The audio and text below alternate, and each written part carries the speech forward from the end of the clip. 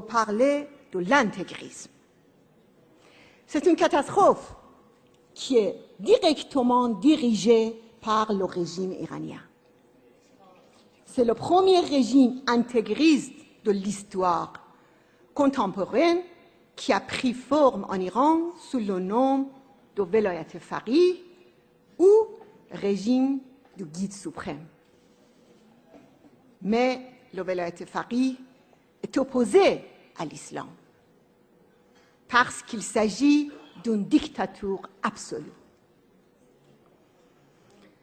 Supprimer toutes les libertés, étouffer toutes les voix et couper les langues, c'est contre l'islam. Exécuter 120 000 opposants politiques, c'est contre l'islam. Violer les femmes prisonnières selon la fatwa de Khomeini dans les années 80 et exécuter les adolescents accusés d'un délit commis à l'âge de 15 ans, c'est contre l'islam. Mais les attentats à la bombe dans les rues animées, les viols des femmes irakiennes sans défense par les agents des mollahs sont des crimes et pas la guerre sainte dans la voie de Dieu. Aujourd'hui, nous pouvons voir la guerre et la division que le régime des mollahs a semée en Palestine contre le gouvernement palestinien. Pour préserver son pouvoir, le régime du guide suprême piétine les valeurs de l'islam. Il considère l'opposition à son pouvoir comme un péché capital. Mais pour lui, tuer n'est pas un péché capital. Et comme l'avait dit Khomeini, le pouvoir peut exiger d'arrêter la prière et le jeûne. Le régime du guide suprême a fait du génocide une loi religieuse. C'est pourquoi je dois souligner que, premièrement, l'intégrisme islamiste et le régime du guide suprême sont les pires ennemis de l'islam et du prophète Mohammed. ومن الناس من يعجبك قوله في الحياة الدنيا ويشهد الله على ما في قلبه وهو ألد الخصام. 2. L'islam est la religion de la liberté. La liberté est le principal point d'opposition entre l'islam authentique et l'intégrisme qui abuse du nom de l'islam. L'islam défend la démocratie. C'est une religion qui respecte le libre choix.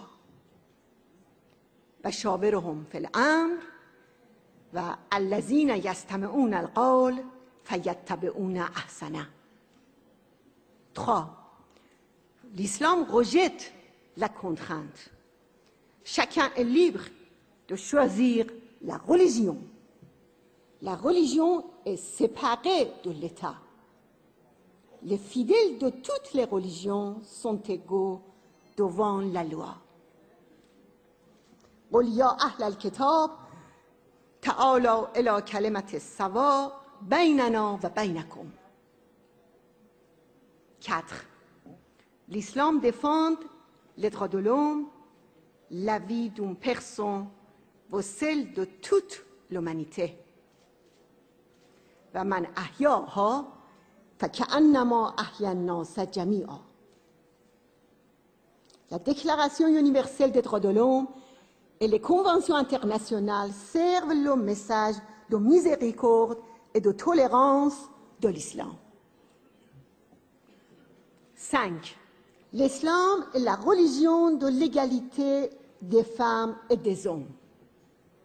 La première musulmane, c'est Khadija Kubra, un modèle éternel d'émancipation et d'égalité. Selon le message de l'islam authentique, les femmes doivent participer à part égale à la direction politique de la société. 6. Le principe de l'égalité des genres, des ethnies et des nationalités est un principe fondamental de l'islam. Ya ayyuhan nas, inna khalaqnakum min zakarin wa unsa wa ja'alnakum shu'uban wa qaba'ila lita'arafu inna akramakum indallahi atqakum. 7. Pour nous, l'islam est une religion dynamique. C'est pourquoi nous refusons la charia des mollahs et l'application des règles d'il y a 1400 ans. Mais les versets du Coran rejettent les dogmes pour la vie sociale et économique. Le Coran et l'islam ouvrent la voie au progrès et au développement des relations humaines. La lapidation et les autres châtiments barbares n'ont rien à voir avec l'islam. 8. L'islam respecte les lois adoptées par les élus du peuple. Le principe de l'interprétation des textes, contrairement à ce que disent les mollahs, encourage toute la population à participer à la gestion de la société. 9. Toute contrainte imposée au peuple est contraire à l'islam authentique, dans la prière comme dans le rituel, même dans la manière de s'habiller. Châtier les femmes pour refuser de porter un vêtement particulier est contraire à l'islam. 10. L'apartheid sexuel des mollahs n'a rien à voir avec l'islam. Regardez pendant le Hajj, le pèlerinage à la Mecque, les femmes et les hommes sont rassemblés côte à côte sans la moindre séparation.